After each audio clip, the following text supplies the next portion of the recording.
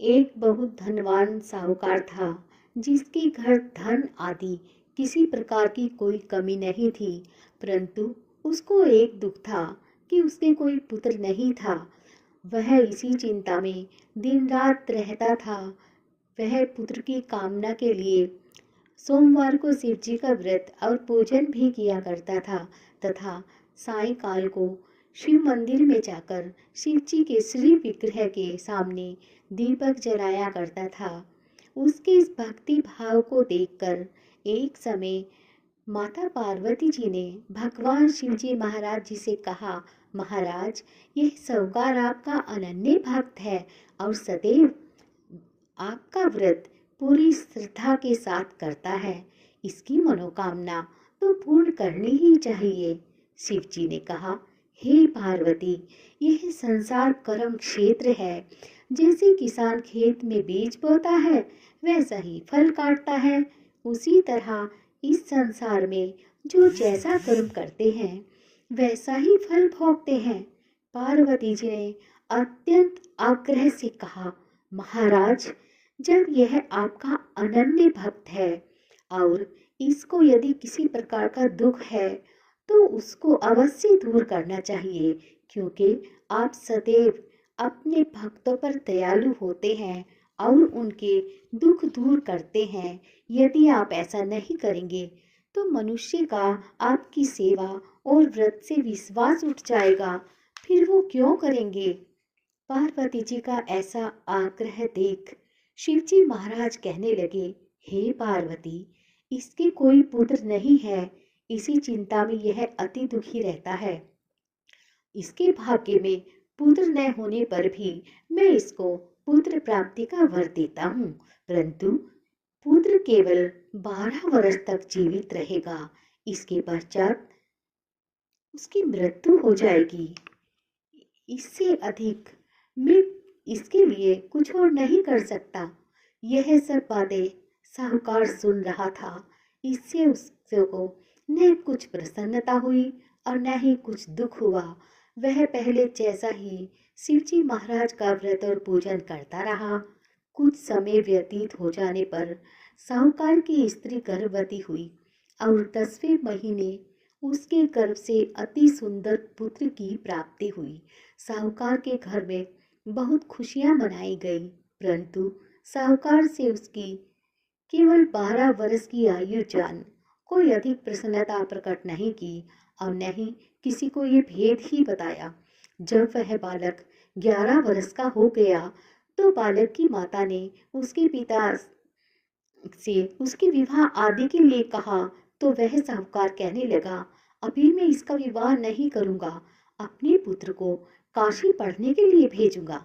फिर साहूकार ने अपने साले अर्थात बालक के मामा को बुला उसको बहुत सा धन देकर कहा कि तुम इस बालक को काशी जी पढ़ने के लिए ले जाओ और रास्ते में जिस स्थान पर भी जाओ यज्ञ करते जाओ और ब्राह्मण को भोजन कराते जाओ। वह दोनों मामा भांजे यज्ञ करते और ब्राह्मणों को भोजन कराते जा रहे थे। रास्ते में उनको एक शहर दिखाई पड़ा। उस शहर में राजा की कन्या का विवाह था और दूसरे राजा का लड़का जो विवाह कराने के लिए आया था बारात लेकर, वह एक आंख से काना था। उसके पिता को इस बात की बड़ी चिंता थी कि कहीं वर को देख कन्या के माता पिता विवाह में किसी प्रकार की अड़चन पैदा ना कर दें। इस कारण जब उसने अति सुंदर सेठ के लड़के को देखा तो मन में विचार किया कि क्यों ना दरवाजे के समय इस लड़के से वर का काम चलाया जाए।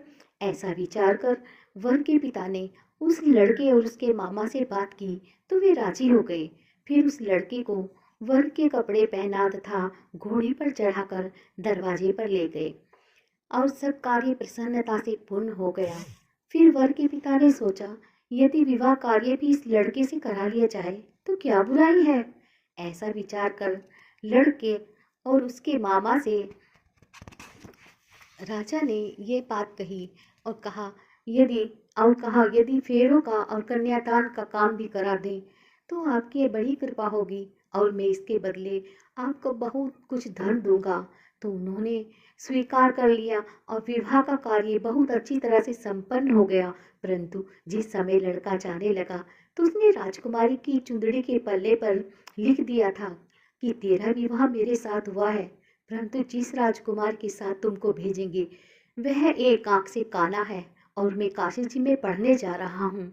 लड़के के जाने के पश्चात राजकुमारी ने जब अपनी चुंदड़ी पर ऐसा लिखा पाया तो उसने राजकुमार के साथ जाने से मना कर दिया और कहा कि यह मेरा पति नहीं है, मेरा विवाह इसके साथ नहीं हुआ है, वह तो काशी जी में पढ़ने गया है। राजकुमारी के माता पिता ने अपनी कन्या को विदा नहीं किया और बारात वापस चली गई। उधर सेठ का लड़का उसका मामा काशी जी पहुंच गए। वहां जाकर उन्होंने यज्ञ करना और लड़के ने पढ़ना शुरू कर दिया। जब लड़के की आयु 12 साल की हो गई, उस दिन उन्होंने यज्ञ रचा रखा था कि लड़के ने अपने मामा से कहा, मामा जी आज मेरी तबीयत कुछ ठीक नहीं है। मामा ने कहा अंदर जाकर सो जाओ। लड़का अंदर जाकर सो गया। थोड़ी देर में उसके प्राण निकल गए। जब उसके मामा ने आकर देखा कि वह मुर्दा पड़ा था, उसको बड़ा दुख हुआ और उसने सोचा कि अगर मैं भी रोना पीटना मचा दूंगा तो यज्ञ का कार्य अधूरा रह जाएगा। अतः उसने जल्दी से यज्ञ का कार्य समाप्त कर ब्राह्मणों के जाने के बाद रोना पीटना आरंभ कर दिया। संयोगवश उसी समय शिव और पार्वती उधर से जा रहे थे। जब उन्होंने जोर जोर से रोने की आवाज सुनी तो पार्वती जी कहने लगी, महाराज कोई दुखिया रो रहा है, इसके कष्ट को दूर कीजिएगा। जब शिव पार्वती पास आए तो उन्होंने देखा कि वहां एक लड़का मुर्दा पड़ा हुआ है। शिव पार्वती के पास आए, उन्होंने देखा कि वहां एक लड़का मुर्दा पड़ा हुआ है। पार्वती जी कहने लगी, महाराज यह तो उसी सेठ का लड़का है जो आपके वरदान से हुआ था। शिव जी कहने लगे, हे पार्वती इसकी आयु तो इतनी ही थी, सो यह भोग चुका है। तब पार्वती ने कहा, हे महाराज इस बालक को आयु दे दो, नहीं तो इसके माता पिता तड़प तड़प कर मर जाएंगे। पार्वती जी आपका पुत्र आ गया है तो उनको विश्वास नहीं आया। तब उसके मामा ने शपथ पूर्वक कहा कि आपका पुत्र अपनी स्त्री के साथ बहुत सारा धन लेकर आया है।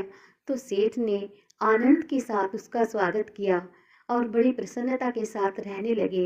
इसी प्रकार से जो कोई भी सोमवार के व्रत को धारण करता है अथवा इस कथा को सुनता या पढ़ता है उसकी समस्त मनोकामनाएं पूर्ण होती हैं।